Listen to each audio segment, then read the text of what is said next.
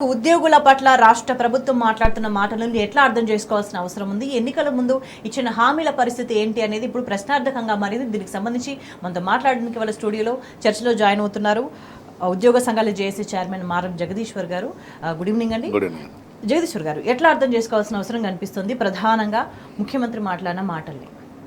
చాలా బాధాకరంగా అనిపించింది. వాస్తవానికి మేము ఇచ్చిన జేఏసీ ఇచ్చిన కార్యక్రమం వాస్తవానికి 3 నెలల ముందే ఇచ్చినప్పుడు మా సమస్యలను అడిగి మమ్మల్ని పరిష్కార మార్గంగా ఆలోచించమని చెప్పాం. గతంలో మాట్లాడినప్పుడు ఒక 3 గంటలు కూర్చుని ముఖ్యమంత్రి గారు మీ అన్ని సమస్యలు పరిష్కరించాం, అంచెలంచెలుగా అప్పులు బాగున్నాయి, ప్రభుత్వం 7.5 లక్షల కోట్లు ఉన్నాయి అని చెప్పినప్పుడు మేము కూడా సమయాన్ని పాటించాం. మరి ఆ రోజు కూడా మాట్లాడినప్పుడు ఒక సబ్ కమిటీని ఏర్పాటు చేసి మీ అన్ని సమస్యలు మాట్లాడతామని చెప్పారు. ఆర్థికపరమైన కాకుండా ఆర్థికేతర సమస్యలు ఉన్నాయి మనం చెప్పినప్పుడు ఒక కమిటీ వేసారు. కమిటీ వేసి దాదాపు 7 నెలలైనా ఇది వరకు మనం మాట్లాడిన దాఖలాలు లేవు. మరి చాలా సమస్యలు ఇలా పెండింగ్ ఉన్నాయి. ఉద్యోగులలో జీతభత్యాలు అయితే ఏమి, ఇలా మా పెన్షనర్స్ చాలామందికి సంవత్సరం కింద రిటైర్ అయిన వాళ్ళ ఉద్యోగులు కూడా ఇలా పెండింగ్ బిల్స్ ఉన్నాయి. అవన్నీ చర్చించుకొని ఆర్థికపరమైన ఒకవేళ ఇబ్బందికరంగా ఉంటే మా పరిస్థితికి ఇట్లా ఉన్నది, మేము ఇప్పుడు ఇస్తామని చెప్పే పరిస్థితి ఉండాలి.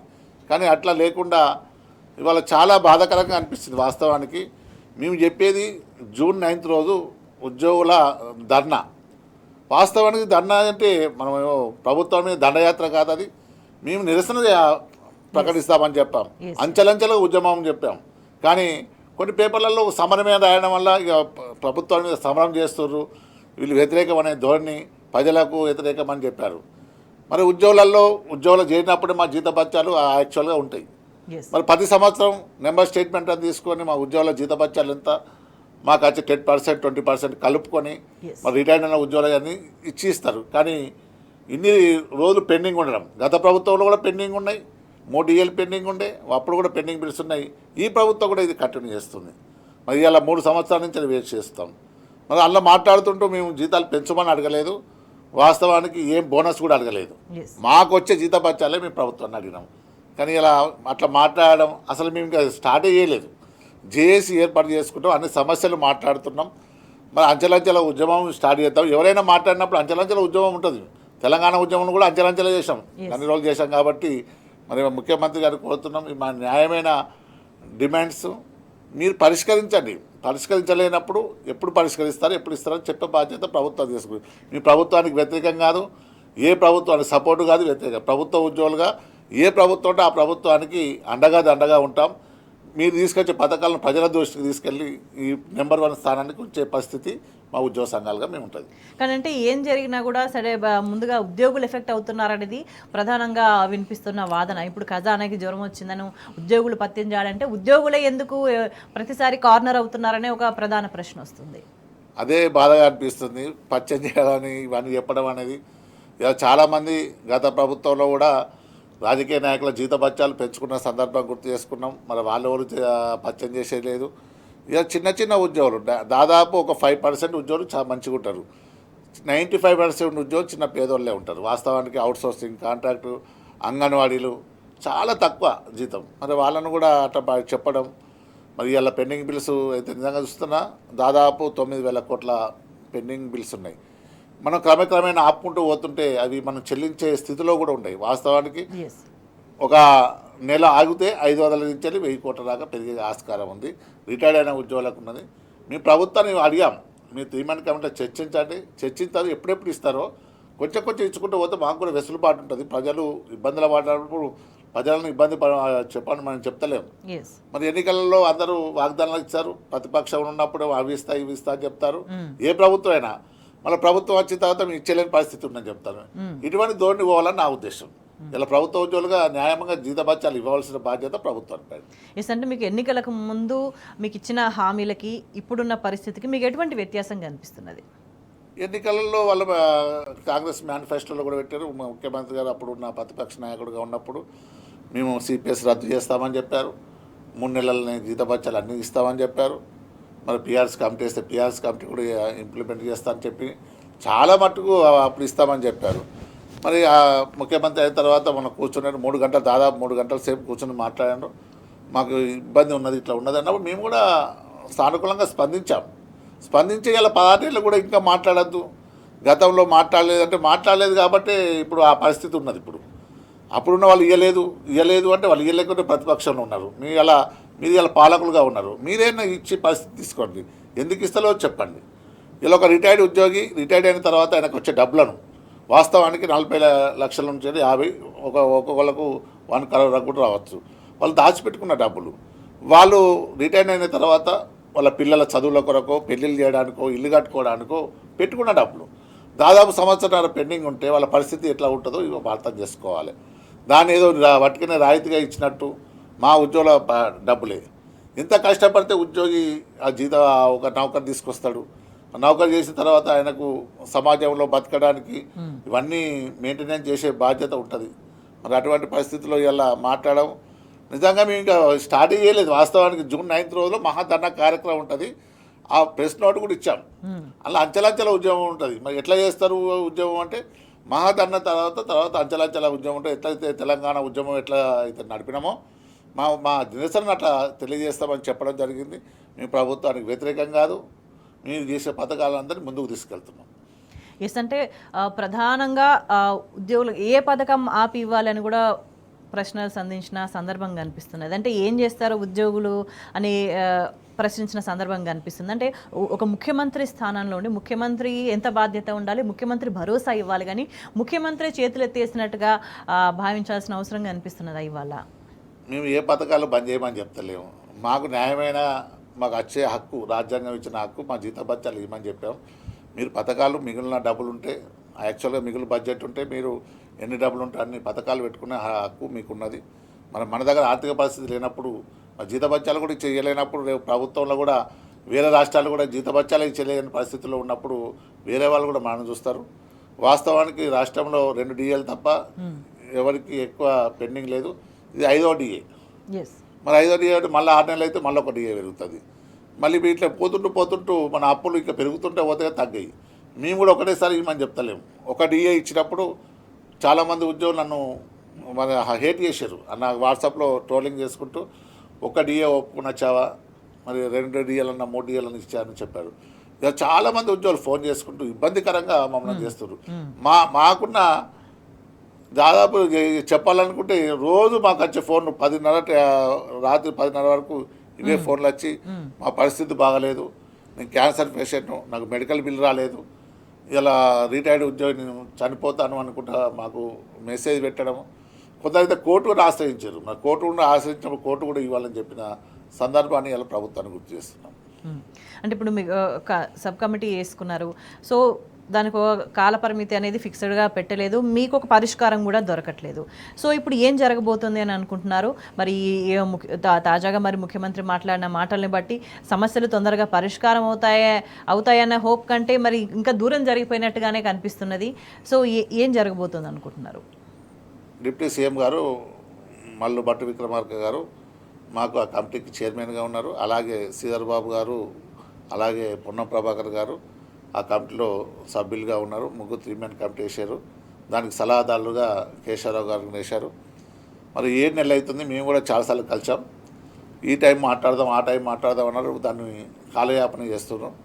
మీరు వినండి. ఇప్పుడు ముఖ్యమంత్రి గారు ఇలా మాట్లాడుతూ మీరు రండి మాట్లాడదామని చెప్పారు. ముఖ్యమంత్రి గారు వాస్తవానికి 3-4 సార్లు పిలిచి మాట్లాడాడు. వాస్తవానికి ఏం చెప్పాడో అదే చెప్పాను. మా పరిస్థితి బాగాలేదు, జీతభత్యాలు చెల్లని పరిస్థితి, ఎక్కడ అప్పులు కొడతలేవు.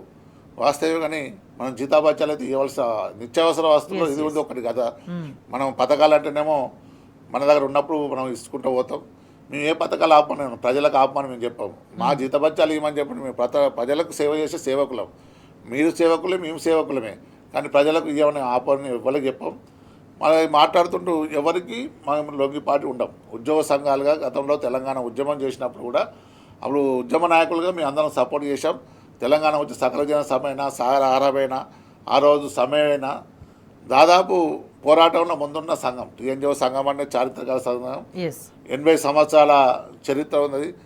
అప్పుడు నిజాం కాలంలో సర్కారీ ములాజిం యూనియన్ అని పెట్టి 80 సంవత్సరాలు అవుతుంది. ఆ రోజు ఆమోస్ గారు అవుతుంది, స్వామినాథ గారు అవుతుంది, స్వామిగౌడ్ గారు అవుతుంది, దేవిప్రసాద్ గారు చాలామంది ఇలా ఈ ఉద్యమంలో పాల్గొన్నారు, ఇలా సాధించుకున్నారు. మరి ఇలా మేము వచ్చి న్యాయమైన డిమాండ్ అడుగుతున్నాం. మరి న్యాయమైన డిమాండ్ అయితే మేము జీతాలు పెంచమని అడుగుతలేము, మాకేమో రాయితీలు కావాలని అడుగుతలేము, మా జీతభత్యాలు మాకు ఇవ్వమని చెప్తున్నాం. వాస్తవానికి సిపిఎస్ సిపిఎస్ అయితే మీరే చెప్పారు, మేనిఫెస్టోలో పెట్టారు, రద్దు చేస్తున్నారు, మరి దాన్ని ఊసేలేదు. అలాగే ఈహెచ్ఎస్ హెల్త్ కార్డు 186 జీవో గత ప్రభుత్వంలో తీసుకొచ్చిన తర్వాత కనీసం దాన్ని మాట్లాడే టైమే ఈ ప్రభుత్వానికి లేదు. కొందరు మంత్రులు అయితే మీరు గంటల 2 గంటలు కూర్చున్నా కానీ టైం ఇవ్వకపోవడం, దాని గురించి డిస్కస్ చేయకపోవడం, మరి వాళ్ళకి టైం ఏదో దొరుకుతలేదు. మరి మాకు ఉద్యోగ సంఘ నాయకులకే మీరు టైం ఇవ్వకపోతే ప్రజలకు ఏం టైం ఇస్తారు? మరి 186 జీవోను వాస్తవానికి ఉద్యోగుల షేరును ప్రభుత్వ షేరు 350 కోట్లు మా ఉద్యోగులు ఇస్తే 350 కోట్లు ప్రభుత్వం ఇచ్చాను. అప్పుడు ఆనాడు ఒక ఉద్యోగి 500 చొప్పున మేము కాంట్రిబ్యూషన్ చేస్తామని చెప్పినప్పుడు 700 కోట్లు అయితే అని ఆ రోజు మేము ఒక కమిటీ వేసాం. దానికి మా ఉద్యోగుల వెల్ఫేర్ కమిటీ అని పెట్టేసి దానికి మన చీఫ్ సెక్రటరీ గారు దాని చైర్మన్ ఉండి 6 ప్రభుత్వం నుంచి వెళ్ళి 6 ఉద్యోగ సంఘాల నుంచి ఉండి వాడిని మనం సంరక్షించాలి, అది ట్రస్ట్ను ఏర్పాటు చేసుకొని చేస్తామని చెప్పారు. కనీసం దాని గురించి మాట్లాడలేదు. ఇలా హాస్పిటల్కి పోతే లక్షల బిల్లు అవుతున్నది. మా ఉద్యోగులకు వచ్చేది మెడికల్ రియంబర్స్మెంట్లకు 2 లక్షలు ఇస్తున్నారు. ఇక చాలామంది ఉద్యోగులు ఇలా ఇబ్బంది పరిస్థితి అప్పులపాలై ఇలా కుటుంబాలు కూడా వీధిన పడుతున్నాయి. అంటే ఆలస్యం జరుగుతూ ఉంటే మీరు అన్నట్టుగా ప్రభుత్వానికి మొత్తం మరింత భారం పెరుగుతూ ఉంటుంది. అది తిరిగి చెల్లించలేని స్థితికి అది మరింత ప్రమాదకరంగా మారుతుంది. ఇంకొక వైపు చూసుకుంటే అనేక విధాలుగా ఉద్యోగస్తులంతా ఇబ్బంది పడుతున్నారు, కుటుంబాలు కూడా ఇబ్బంది పడుతున్న పరిస్థితి. మీరు అన్నట్టుగా మెడికల్ పరంగా, హెల్త్ కార్డ్ పరంగా అవి పనిచేయకపోతే ఇబ్బంది పడుతున్న పరిస్థితి, రిటైర్మెంట్ బెనిఫిట్స్ దక్కకపోవడం వల్ల వాళ్ళ అవసరాలు, వాళ్ళ ప్లాన్స్, అదంతా కూడా పిల్లల చదువు కావచ్చు, ఇంకేదైనా కావచ్చు, ఆరోగ్యానికి సంబంధించి కావచ్చు, ఇవన్నీ ఇబ్బంది పడుతున్న పరిస్థితి. సో అంటే ఇంకా ఈ పరిస్థితి తప్పదు అన్నట్టుగా ప్రభుత్వం నుంచి అయితే మరి సంకేతాలు వస్తున్నాయి. సో మీరు ఎంతకాలం వరకు ఆగగలరు? ఇక కష్టం 16 నెలలు వేచి చూస్తున్నాం, ఇంకా ఆగడం కష్టం అని చెప్తున్నారు మీరు? దాదాపు 16 నెలలు అయిపోయినాయి. గత ప్రభుత్వంలో కూడా 15 నెలలు 3 డిఏలు అప్పుడు కూడా పెండింగ్ ఉండే. మొత్తం 6 డిఏలు అంటే దాదాపు 3 సంవత్సరాల ఉద్యోగులు ఆగిరు. వాస్తవానికి 3 సంవత్సరాలు వాళ్ళ జీతభత్యాలు పెరగకుండా ఉండడం వల్ల మేము ప్రభుత్వాన్ని అడిగినాం. వాస్తవానికి మీరు ఎప్పుడు ఇస్తారో చెప్పండి, ఈ టైంలోకి ఇట్లా ఇస్తాం, ఈ టైంలో ఇంత పేమెంట్ చేస్తామని చెప్పి మాకు ముఖ్యమంత్రి మా డిప్యూటీ సీఎం గారు మాతో మాట్లాడుతూ మీకు నెలకు 500 కోట్ల నుంచి 600 కోట్ల దాకా పెండింగ్ బిల్స్ను మీకు ఇస్తాం, మీకు కొన్ని రోజులు అయితే ఒక 6-7 నెలల్లో అవి క్లియర్ అయితే తర్వాత అంచెలంచెలుగా ఇచ్చుకుంటూ పోతే మొత్తం ఒక సంవత్సరంలో అన్ని పెండింగ్ బిల్స్ క్లియర్ అవుతాయి. కానీ అవి వచ్చే పరిస్థితులు లేవు. ఇంకా చాలా కొన్ని డిపార్ట్మెంట్లో 01-0 సాలరీస్ కాని వల్ల ఈ జీతాలు కూడా పరిస్థితుల్లో ఇలా ప్రభుత్వం ఉన్నది. మేము ప్రభుత్వానికి సహకరించలేని ప్రభుత్వం ఉద్యోగులు పనిచేస్తేనే ప్రభుత్వం నెంబర్ 1గా ఉంటుంది. మరి నెంబర్ 1 ప్రభుత్వం ఉందంటారు, మరి ఉద్యోగులు పనిచేస్తున్నారు. వాస్తవానికి ఏసీబీలు ట్రాప్ అయిన ఉద్యోగులకు వాస్తవానికి ఒక జీవో ఉంటుంది ఇందులో. 6 నెలల్లో వాళ్ళు ఎంక్వైరీ చేసి పెండింగ్ ఎంక్వైరీ ఉంటే మళ్ళీ రిజిస్టర్ చేసేసి వాళ్ళు ఎంక్వైరీ చేసేసి వాళ్ళ చర్యలు తీసుకుండా మళ్ళీ డ్యూటీలో జాయిన్ చేసుకుంటూ ఉంటుంది. 3 సంవత్సరాలైనా 2 సంవత్సరాలైనా కనీసం పోస్టింగ్ ఇస్తలేదు. రేపు పోస్టింగ్ ఇచ్చిన తర్వాత వాళ్ళని మరి ఆ ప్రభుత్వం వాళ్ళ జీతభత్యాలు ఇస్తే వాళ్ళ ఇన్ని రోజులు 2 సంవత్సరాల డ్యూటీని ప్రభుత్వం లాస్ అవుతుంది. కాబట్టి మనం సస్పెన్షన్ ఇస్ నాట్ పనిష్మెంట్ అంటారు, కానీ సస్పెన్షన్ ఒక పనిష్మెంట్గా చేయడం ఇలా చాలామంది కుటుంబాలలో ఇబ్బందికరంగా మారుతుంది. మరి ప్రభుత్వాన్ని కూడా మేము అడిగినాం, వాళ్ళు ఎన్నో కారణాలు ఉంటాయి, ఏసీబీ ట్రాప్ చేయడం వల్ల ఎన్నో కారణాలు ఉంటాయి, రాజకీయ కక్షలు ఉంటాయి, అవినీతి పాలనను మనం శిక్షించమని చెప్తున్నాం. అవినీతి పాలన మేము ఎక్కడా ఉపేక్షించలేదు. మాకు అవినీతి చేస్తే మా ఉద్యోగులకు ఏసీబీ ట్రాప్ చేయొచ్చు, కానీ మనం వేరే వాళ్ళకు అవినీతి చేస్తే ఎక్కడ ట్రాప్ చేసిన సకలాలు లేవు. మేము ప్రభుత్వాన్ని కోరుతున్నాం, రేవంత్ రెడ్డి గారిని. మేము కార్యాచరణ ఇచ్చాం. మేము కార్యాచరణలో రేపు మహాధర్నా అంటే ప్రభుత్వం మీద సమరం కాదు. ప్రభుత్వం ఒక చంటిపిల్ల అయితే పాలకైతే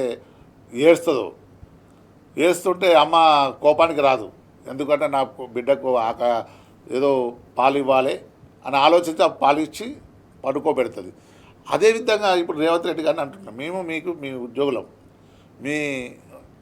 మన ప్రభుత్వంలో మేము అందరూ ఉద్యోగులం కాబట్టి మీరు మమ్మల్ని హక్కున చేర్చుకొని మా సమస్యల పరిష్కార మార్గంగా మీరు అంటారు మా చర్చించమని. మీరు చర్చించారు కరెక్ట్, కానీ మంత్రులు ఇలా తీమెంట్ కమిటీ చర్చించడానికి 7 నెలలు పడితే మా సమస్యలు ఎప్పుడు పరిష్కారం అవుతుంది. అంటే దీనికి సంబంధించి మనం మరింత వివరంగా మాట్లాడదాం. జగదీశ్వర్ గారు, అంటే ఇంతకుముందు మీరు అన్నట్టుగానే ముఖ్యమంత్రి మాట్లాడదామని అంటున్నారు. మరి ఆయన ఒక ఆర్డర్ పాస్ చేసినట్టే చెప్పాలంటే, ముఖ్యమంత్రి ఒక మాట చెప్పినారు అంటే నెక్స్ట్ ఇమీడియట్గా అమలు కావాల్సిందే, కానీ అమలుకు నోచుకోని పరిస్థితి, కూర్చొని ఏ సమస్యలు ముందుగా పరిష్కరిద్దామని దానికి సంబంధించి చర్చ జరగని పరిస్థితి. ఎట్లా అర్థం చేసుకోవాలి? ఎక్కడ సమస్య వస్తుంది ప్రధానంగా? మరి ముఖ్యమంత్రి గారు మేము ఇప్పుడు 4 సార్లు కలిసినప్పుడు మంత్రులకు చెప్తాం, 3-man కమిటీలో చర్చించుకోమని చెప్పారు. కొందరు మంత్రులకు కూడా ఆయా శాఖలను రివ్యూ చేయమని చెప్పారు. కానీ రివ్యూ చేసే పరిస్థితిలో వాళ్ళు బిజీగా ఉన్నారు. మేము కూడా చాలా సార్లు వాళ్ళని కలవడం జరిగింది. మరి కనీసం దాని గురించి డిస్కస్ చేయకుండా ఆర్థికపరమైన కొన్ని సమస్యలు, ఆర్థికేతర సమస్యలు కూడా ఉంటాయి. వాస్తవానికి తెలంగాణ వచ్చిన తర్వాత మా అసోసియేషన్లు పెండింగ్ రికగ్నేషన్ అని అప్పుడు ప్రభుత్వం ఇచ్చింది. కనీసం ఆ రికగ్నేషన్ కూడా ఇవ్వకపోవడం, జాయింట్స్ ఆఫ్ కౌన్సిల్ అనే సమావేశం పెట్టేసి చీఫ్ సెక్రటరీ గారు మమ్మల్ని పిలిచి మా సమస్యలు ఏం చేస్తే బాగుంటుంది అని అడిగే సంస్కృతి ఉండే. కానీ ఇప్పుడు ఆ సంస్కృతి లేవైంది. ఇలా కూడా నేను అడుగుతున్న వీళ్ళ అధికారులను కూడా, ఈ ప్రభుత్వాన్ని కానీ అధికారులు కూడా చెప్పే పరిస్థితి ఉండాలి. కానీ అధికారులు కూడా మంత్రులు చెప్పేదాకా మాకు చెప్పే పరిస్థితి ఇలా లేరు. ఇలా చాలా సమస్యలు ఉన్నాయి. వాస్తవానికి ఒక హాస్టల్ నడుపుతుందంటే ఎట్లా నడుస్తుందని వాళ్ళు అడుగుతలేరు. మీరు ఎందుకు నడుపుతలేరు అని అక్కడ ఉన్న ఉద్యోగిని అడుగుతారు.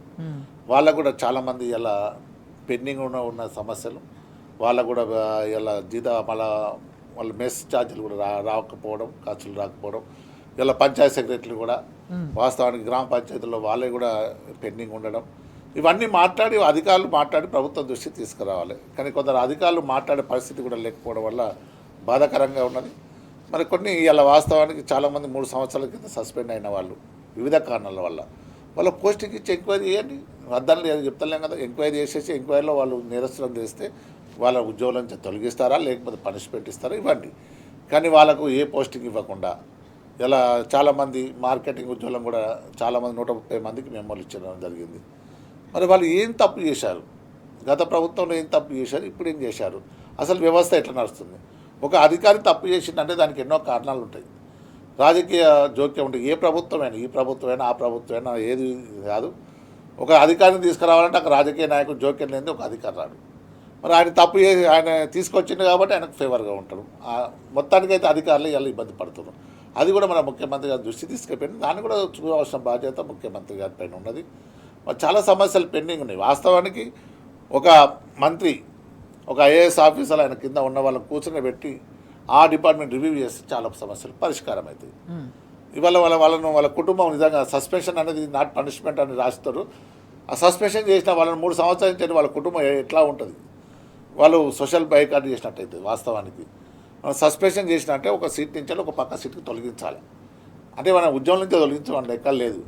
ఎందుకంటే ఆ సీట్లో ఉంటే ఆయన ఏమైనా మ్యానిపులేట్ చేస్తాడు కావచ్చు, ఆ సమస్యను అక్కడ ఉన్న ఆధారాలను తారుమారు చేస్తారన్న ఉద్దేశంతో సస్పెన్షన్ చేస్తారు. అంటే సస్పెన్షన్ మీన్స్ పక్క సీటుకు తొలగించాలి. కానీ సస్పెన్షన్ అనేది రాకుండానే చేసి 3 సంవత్సరాల నుంచి 2 సంవత్సరాల నుంచి ఇట్లా ఇబ్బందికరంగా పెట్టడం, వాళ్ళ ఉద్యోగులను లంచగొండ చిత్రీకరించడం వాస్తవానికి ఎక్కడా లేదు. అంతటా ఉంటుంది, ఉద్యోగులలో ఉంటుంది, రాజకీయ నాయకులలో ఉంటుంది, అందరి దగ్గర ఉంటుంది. 5% 10% ఉన్నప్పుడే కదా మన వాళ్ళ గట్టిగా చర్య తీసుకోండి. ప్రభుత్వం మేము అద్దట్లేము కదా. మన ఏసీబీ ట్రాప్ చేస్తే కూడా మేము అద్దట్లేము. వాళ్ళ మీద ఎంక్వైరీ చేయండి, అది ఎట్లా జరిగింది తీసి ఇమీడియట్ శిక్షించండి. ఏదన్నా ఒక వ్యవస్థ పరంగా పని నడుచుకుంటూ వెళ్ళాలని అంటున్నారు. అంటే ఇప్పుడు సమస్యలు మీ డిమాండ్స్ కావచ్చు, మీకు ఇచ్చిన హామీలు కావచ్చు, ఆర్థికపరమైనవి, ఆర్థికేతర హామీలు కూడా ఉన్నాయి. అంటే ప్రధానంగా ఇంకొక వాదన మాట ఏమి వినిపిస్తుందంటే ఆర్థికపరమైన వాటికి సంబంధించి అంత టైట్ చేసి ఎక్కడ ఏమి స్తంభించిపోయేటట్టు చేసిండ్రు, ఆర్థికేతర అంశాలు కూడా ఎక్కడ కూడా పరిష్కారం చేయట్లేదు. ఎందుకు చేయట్లేదు అనే ఒక ప్రధాన ప్రశ్న వస్తున్నది. అదే అధికారులు కరెక్ట్ రెస్పాండ్ కాకపోవడం, మంత్రులకు ఆ శాఖ మీద పట్టలేకపోవడం. వాస్తవానికి ఇప్పుడు జాయింట్స్ ఆఫ్ కౌన్సిల్ సమావేశం పెట్టాలి, ఓ చీఫ్ సెక్రటరీ గారు కూర్చొని పెట్టాలి. గతంలో ఉన్న చీఫ్ సెక్రటరీ గారు ఎప్పుడు మనం పిలిచిన దాఖలాలు లేవు. అలాగే అధికారులు కూడా సెక్రటరీ అయినా ఆ శాఖలో రివ్యూ చేయాలి. అక్కడ ఏం జరుగుతుంది, మనం ఇచ్చిన పథకాలు ఎంతవరకు పోతున్నాయి, వాళ్ళకి ఏమైనా ఇబ్బంది ఉన్నదని చూడవలసిన బాధ్యత ప్రభుత్వాలపైన ఉన్నది. మరి మీరు ఇచ్చిన ఒక మెనూ ఇస్తారు హాస్టల్ వెల్ఫేర్లో, అది ఎంత మార్కెట్లో దొరుకుతుంది అవగాహన లేక. ఇప్పుడు వాళ్ళు ₹7 ఉన్నదా అని అక్కడ వీళ్ళు ఇచ్చే కోడింగ్ ₹5 ఇస్తారు, మార్కెట్లో ₹7 ఉంటుంది. అది మటన్ అయినా చికెన్ అయినా ఇవన్నీ రివ్యూ చేసి వాళ్ళకున్న సమస్యలు పరిష్కరించాలి. మరి ఇలా పంచాయతీ ఇప్పుడు అక్కడ నడుస్తుందంటే, గ్రామ పంచాయతీ నడుస్తుందంటే అక్కడ సెక్రటరీ కారణం కాదు కదా. ఆయన ఫండ్స్ ఉంటేనే కింద ఉండనే జీతాలు ఇస్తేనే వాళ్ళు పనిచేస్తారు. అటువంటి జాయింట్స్ ఆఫ్ కౌన్సిల్ సమావేశం మా అసోసియేషన్ కూడా ఇలా అన్ని సంఘాలు తెలంగాణ వచ్చిన తర్వాత పెండింగ్ అని రికగ్నిషన్ పెట్టి ఆ రికగ్నిషన్ సమస్యలు ఉన్నాయి. ఇంకా వేరే వేరే చిన్న చిన్న ఉంటాయి. ఇప్పుడు పోస్టింగ్లకైనా వీళ్ళందరి తీసేసిన వాళ్ళు మీరు అవసరం అయితే వాళ్ళను కొన్ని సెక్షన్లు మార్చుకోండి, మీరు తప్పేం లేదు. కానీ మొత్తానికి ఆపేసి మేము ఇవ్వము అంటే అది ఆ జీవో దాన్ని బట్టి మనం ఫాలో కావాలి. కానీ నేను ఇలా మంత్రిని నేను ఏది అని చెప్తే కూడా అది మంచిది పద్ధతి కాదు. ఓకే, అంటే ఏ విధంగా చూసినా కూడా సమస్య పరిష్కారం అవుతుందా అని అంటే ఎక్కడ హోప్ కనిపించని పరిస్థితి కనిపిస్తుంది. ఈ ప్రధానంగా ముఖ్యమంత్రి మాటలే అంటే కోసుకొని తింటారా అనే అట్లాంటి మాటల్ని ఎట్లా అర్థం చేసుకోవాలి? మేము కోసుకొని ఎందుకు తింటాం? మా ప్రభుత్వం అంటే ఆ స్థాయిలో వేధిస్తున్నారా ముఖ్యమంత్రిని మీరు? మేము ఎప్పుడు వేధించలేదు. వాస్తవానికి కార్యాచరణ కూడా ఎవరైనా ఇస్తే కార్యాచరణలో 15 రోజులు 20 రోజులు ఇస్తారు. మేము 3 నెలల కార్యాచరణ ఇచ్చినాం. 3 నెలల్లో మా ధర్నా కార్యక్రమం పెట్టినాం. ఆ ధర్నా తర్వాతనే మేము ప్రభుత్వానికి అంచెలంచెలుగా ఉద్యమం ఉంటుందని చెప్పాం. కానీ ఎక్కడ ఇప్పుడే సమరం అని పెట్టలేదు. కాకపోతే కొన్ని పత్రికలలో ఇక సమరమే అని చెప్పి రాయడం, అలా ఏమేమి కార్యక్రమాలు ఉంటే తర్వాత అంచెలంచెలుగా తెలంగాణ ఉద్యమం అయితే ఎట్లా చేసినామో నిరసన కార్యక్రమాలు ఉంటాము. అది కూడా గాంధీ మార్గంలో నిరసన నేను చాలాసార్లు ప్రెస్లో చెప్పిన. అది తీసేసి మొత్తానికి ముఖ్యమంత్రి గారిని కొంచెం డైవర్ట్ చేసినట్టున్నారు. పత్రికలో రావడం, దానికి మేము ఇచ్చిన పత్రిక ప్రకటన కూడా ముఖ్యమంత్రి గారిని చూడమని మేము చెప్తున్నాం. ఏదైనా ప్రభుత్వానికి మేము సహకరిస్తాం. ఉద్యోగులుగా మీరు మా పరిస్థితిని కూడా చూడవలసిన బాధ్యత. మీరు ఎంక్వైరీ చేయండి కనీసం. మరి ఉద్యోగుల స్థితిగతి ఎట్లా ఉన్నది, ఇలా రిటైర్డ్ అయిన ఉద్యోగి ఎంత బాధపడుతుండు. మాకు రోజు 200-300 కాల్స్ వస్తున్నాయి. ఇప్పుడు కూడా మీ స్టూడియోకి వచ్చేటప్పుడు కూడా చాలామంది ఫోన్ చేసి అన్న గట్టిగా ఉండండి, కొట్లాడండి అంటే, కొట్లాడంటే అసలు యుద్ధం కాదు, అది నిరసన. గాంధీ మాత్రంగా గాంధీ ఎట్లయితే యుద్ధం చేసిండో మేము శాంతియుతంగానే చేస్తామని చెప్పాము. ఎక్కడ సమరమో ఇమరమో అని అక్కడ మేము ప్రెస్ మీట్లో కూడా మీరు అనలేదు. కానీ ప్రభుత్వం నుంచి వస్తున్న మాటలు ఒక విధంగా ఉంటున్నాయి. మరి ఆ మాటల నుంచి మీకు ఎటువంటి సంకేతాలు అందుతున్నాయి, మీరు ఎట్లా అర్థం చేసుకున్నారు? జగదీశ్వర్ గారు, ఇప్పటి వరకు కూడా మీకు ఇచ్చిన హామీల మేరకు ఏది కూడా అమలు జరగలేదు. మరి ప్రభుత్వం నుంచి కూడా ఖచ్చితమైన సంకేతాలు వస్తున్నాయి. ఆ సంకేతాలను మీరు ఎట్లా అర్థం చేసుకుంటారు? ఉద్యోగులే ఓపిక పట్టాలి, ఉద్యోగులే సంయమనం పాటించాలి, ఉద్యోగులే అడ్జస్ట్ చేసుకోవాలనే మాటలు ఎట్లా అర్థం చేసుకుంటారు? ఏ పథకం ఆపాలి మీరే చెప్పండి అని మీకు వచ్చిన ప్రశ్నలు మీరు ఎట్లా అర్థం చేసుకుంటారు? నన్ను కోసుకొని తింటారా, మరి ఇంకేం చేస్తారనే మాట్లాడే మాటలు మీరు ఎట్లా అర్థం చేసుకుంటారు? గౌరవనీయ ముఖ్యమంత్రి గారిని మేము కోరుతున్నాం. మేము ఉద్యోగులుగా కోసుకొని తినే వ్యక్తులం కాదు. మన ప్రభుత్వానికి, మనం తీసుకొచ్చిన ప్రభుత్వానికి మనం అండగా ఉంటాం. మీరు న్యాయమైన మేము జీతాలు పెంచమని ఇప్పుడు అడుగుతలేము. మాకు వచ్చే బచ్చాలే ఇవ్వమని చెప్తున్నాం. ఇవాళ 5 డిఏలు పెండింగ్ ఉన్నాయి. మీరు ఒక డిఏ ఇచ్చారు. గతంలో 3 ఉన్నప్పుడు అప్పుడు ఎలక్షన్ కమిషన్ మేము పర్మిషన్ తీసుకున్నా, అప్పుడు ఇవ్వలేని పరిస్థితి ఉండే.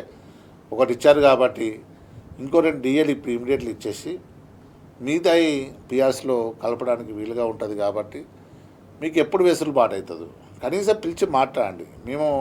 మీరు చెప్తున్నారు మీరు మాట్లాడుకుందాం రండి అని చెప్పారు. మరి 7 నెలలు 8 నెలలు అవుతుంది కాలయాపన కమిటీ వేసి. మరి ఆ కమిటీలో ఇదివరకు డిస్కషన్ కూడా కాలేదు. కనీసం ఆ మంత్రులకు కూడా ఆ కమిటీలో ఉన్నట్టు కూడా వాళ్ళకి తెలియదు. కాబట్టి ముఖ్యమంత్రి గారికి చాలాసార్లు మేము విన్నవించుకున్నాం, 4-5 దఫాల మాట్లాడినాం. ఎప్పుడు మేము ప్రభుత్వానికి వ్యతిరేకంగా కాదు, మాకు తెలుసు. అంటే సాధారణంగా కాంగ్రెస్ ప్రభుత్వం ఒక సబ్ కమిటీ వేసిందనంటే అది ఖచ్చితంగా కాలయాపనకే, ఆ సమస్య గురించి మర్చిపోవాల్సిందే అన్నట్టుగా జనరల్గా వాదన జరుగుతూ ఉంటుంది. ఇక వాదన జరుగుతుంది. ఇప్పుడు చూస్తే అదే పరిస్థితి కనబడుతుంది దాదాపు. మరి డిప్యూటీ సీఎం గారు త్వరలోనే కలిసి మాట్లాడదామని చెప్పారు. వాస్తవానికి ఇబ్బందిగా ఉన్నది. వాస్తవానికి అప్పుడున్న 3.5 crores ఉన్నదని వాళ్ళు అనుకున్నారు. 7.5 లక్షల కోట్ల అప్పు ఉందని చెప్పినప్పుడు మరి అప్పుంటే ఎట్లా చేద్దాం? ఫస్ట్ పీరియడ్ అయితే మన ఉన్న జీతభత్యాలు అయితే ఉద్యోగులకు ఇవ్వాలి, అది మ్యాండేటరీ వాస్తవానికి. కానీ చెప్తున్న అప్పుల లెక్కలు కూడా తప్పుడు లెక్కలు చెప్తున్నారు. అంత పెద్ద మొత్తంలో స్పెండ్ చేయట్లేదు, అన్ని సాకుగా చూపిస్తున్నారు. ఆర్బీఐ లెక్కలు కావచ్చు, ఇంకే నివేదికలన్నా చూస్తుంటే కాంగ్రెస్ బయటకు ఏవైతే అప్పులని చెప్తుందో అవన్నీ కూడా కరెక్ట్ కాదు అనేది నివేదికలు స్పష్టం చేస్తూ ఉన్నాయి. ఇంకా మనకు అప్పుల గురించి మా ఉద్యోగ అంటే వాటి బేస్డ్గా మీరు అడ్జస్ట్ అవ్వండి అని చెప్తున్నారు కదా మీకు. చెప్తున్నామని కనీసం ఉద్యోగులకు జీతభత్యాలు అయితే ఇచ్చే పరిస్థితి ప్రభుత్వాలు ఉండాలి. ఏ ప్రభుత్వమైనా జీతభత్యాలు ఇచ్చే పరిస్థితి ఉండాలి. జీతభత్యాలు ఇవ్వను అంటే మొట్టమొదటిగా అసలు వాస్తవానికి డిమాండ్ అయితే ఎంత ఘోరమైన పరిస్థితి వచ్చిందంటే మీకు మొట్టమొదటి జీతం ఇస్తాను అదొక డిమాండ్ కింద పడ్డది. గత ప్రభుత్వం అంతకుముందు ప్రభుత్వాలలో యాక్చువల్గా మనకు మా మంత్ ఎండింగ్ 30 నాడే మాకు జీతాలు వచ్చేటి. ఆ జీతం ఇచ్చేది మ్యాండేటరీ. రాను జీతం ఇచ్చడే పెద్ద పరిస్థితిగా ఇలా పెద్ద డిమాండ్గా ఏర్పడ్డది. మరి జీతాలు ఇవ్వాలి, జీతం బచ్చాలంటే మాకు వచ్చేది. యాక్చువల్గా ఒక వ్యక్తి లీవ్లో పోతే ఆయన సప్లిమెంటరీ అవుతుంది. సప్లిమెంటరీ బిల్ కాగానే ఆగిపోతుంది. ఆయన యాక్చువల్గా జీపీఎఫ్లో డబ్బులు ఉంచుకుంటారు. జీపీఎఫ్ డబ్బులు అంటే మా డబ్బులే. ఆయన ఆర్థిక పరిస్థితి బాగాలేకనో ఒక ఇల్లు కట్టుకునే గృహాలకు ఇల్లు కట్టుకున్నప్పుడు దానికి లోన్ తీసుకుంటాను, అవి కూడా డబ్బులు కూడా ఆగిపోతున్నాయి. మరి అవి మాకు ఇచ్చే పద్ధతి కదా, దాన్ని కూడా మనం ఆపడం వల్ల ఇబ్బందికరంగా ఉన్నది. ముఖ్యమంత్రి గారిని ఒకటే కోరుతున్నాం, మేము ప్రభుత్వానికి వ్యతిరేకులం కాదు, మా ఉద్యోగులు శాంతి కాముకులు. చాలామంది అనుకుంటారు మేము ఎన్ని రోజులు వేచి చూసాం. ఒక ఉద్యమం అంటే తెలంగాణ ఉద్యమం చేశాం, మా జీతభత్యాలు పక్కకు పెట్టేసి అది తెలంగాణ ఉద్యమంలో పాల్గొన్న సంఘం. టీఎన్జిఓ సంఘం అంటే ఒక చరిత్ర గల సంఘం. ఈ సంఘంలో ఆ రోజు ఆమోస్ గారు అయితే మీ కాంగ్రెస్లో ఉన్నారు. ఆమోస్ గారు కూడా జై తెలంగాణ అన్నందుకు ఆయన బర్తరఫ్ చేస్తే అసలు నౌకరికే ఇవ్వలేదు. స్వామినాథన్ గారు అయితే జై తెలంగాణ అన్నందుకు ఆయన కూడా బర్తరఫ్ చేసి ఇలా ఆ తెలంగాణ పోరాటానికి ఆద్యులైన మేము 610 జీవో రావడానికి ఆ రోజు స్వామినాథన్ గారు కృషి చేశారు. ఆ తెలంగాణ పోరాటమే ఇలా ఈ ఉద్యోగుల పోరాటమే ఇలా మలిదశ ఉద్యమంగా అవతరించి ఇలా తెలంగాణ రావడం జరిగింది. మరి తెలంగాణ తెచ్చుకున్న ఈ ఉద్యోగులు మరి వాళ్ళు మేము తెచ్చుకున్న ప్రభుత్వాన్ని మన తెలంగాణ మనం అస్థిరపరిచే పరిస్థితి ఉండదు. అది మీకు ఇంటెలిజెన్స్ ఏమైనా ఉంటే తప్పుడు మాట. మేము న్యాయబద్ధంగా ధర్నా కార్యక్రమం అంటే నిజంగా న్యాయబద్ధంగా చేసే ధర్నా. మీరే చెప్పారు ధర్నా రకాలు చేసుకోవచ్చు. మీరు కూడా గతంలో ఉన్నప్పుడు కూడా అన్ని పార్టీలో ఉన్నప్పుడు మీరు కూడా ధర్నాలు చేశారు. ప్రతి ఒక్కరు ధర్నా చేస్తారు. ఇప్పుడు కూడా ప్రభుత్వం ఉన్నా కూడా ధర్నాలు చేస్తారు. మరి ధర్నా చేస్తే మన నిరసన చూడాలి, కానీ దాన్ని ఏమో ప్రభుత్వానికి ఏమో చేస్తున్నారనే భావన ఉండద్దు. నిరసన తెలియజేసే హక్కు అందరికీ ఉన్నది. మన నిరసనగా బాగా భావించవలసిన అవసరం ఉన్నది అని ముఖ్యమంత్రి గారికి మేము తెలియజేస్తున్నాం. అండ్ మీ దీంతో పాటుగా ప్రధానంగా ఆర్టీసీకి ఇంకా ఆల్మోస్ట్ ఇంకా సమ్మె తప్పేలా లేదు అన్నట్టు కూడా సంకేతాలు కనిపిస్తున్నాయి. ఆ ఆర్టీసీ పరిస్థితిని కూడా ఎట్లా అర్థం చేసుకోవాల్సిన అవసరం ఉంది, ప్రభుత్వం ఎట్లా స్పందించాల్సిన అవసరం కనిపిస్తుంది? ఆర్టీసీ ఉద్యోగులు కూడా మా జేఏసీలో భాగస్వామ్యం ఉన్నారు.